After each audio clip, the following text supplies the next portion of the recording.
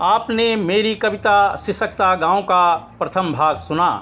आप लोगों ने सराहना की, इसके लिए मैं आभार व्यक्त करता हूं।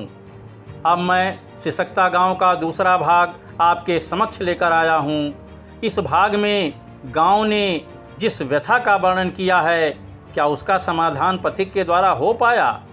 और क्या पथिक उन लोगों से मिल सका जो गांव छोड़कर चले गए थे? तो सुनिए सिसकता गांव का द्वितीय भाग। दोस्तों नमस्कार, मैं हरिहर प्रसाद तिवारी लाइब्रेरी कैफ़े के पोएट्री सेशन से एक बार फिर आपके समक्ष प्रस्तुत होते हुए। जाकर पथिक मिला उन सब से, छोड़ गांव जो आए, लाचारी बदहाली देकर खुशहाली ले आए। जब तुम छोड़ चले थे घर को, बंद किया था ताला, अब हो रहे खंडहर जैसे भूतों ने डेरा डाला। चमगादड़ व सांप बिच्छुओं का हो गया बसेरा, दिन ढल गया रात्रि हो आई पर न हुआ सवेरा। सूनी गलियां सूना आंगन, सूने खेत निहार रहे, मोर पपीहा कोयल मानो अब भी तुम्हें पुकार रहे।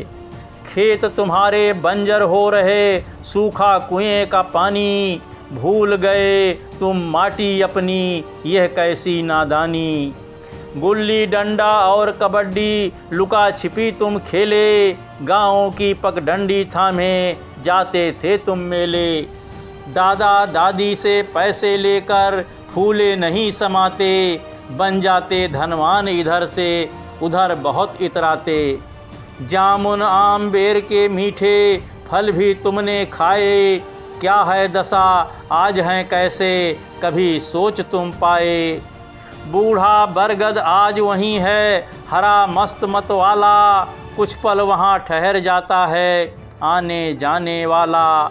उसकी सघन छाँव को पाकर आत्म तृप्ति है मिलती, मुरझाए चेहरे की आभा पल भर में है खिलती।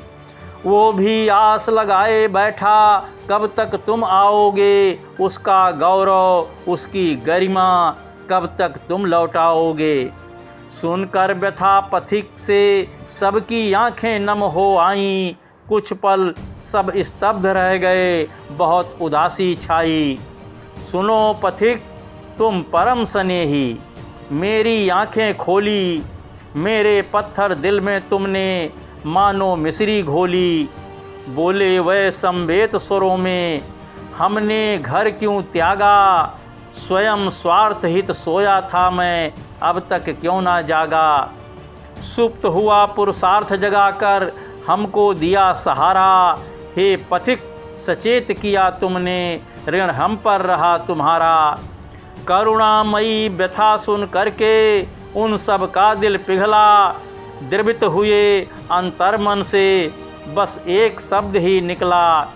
हमसे हुई भूल जो अब तक न अब होने दूंगा, आने वाली संतानों से यही वचन अब लूँगा।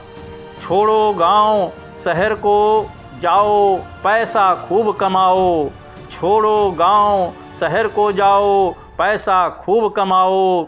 करो बसेरा वहाँ नहीं फिर लौट गांव को आओ, करो बसेरा वहाँ नहीं फिर लौट गांव को आओ।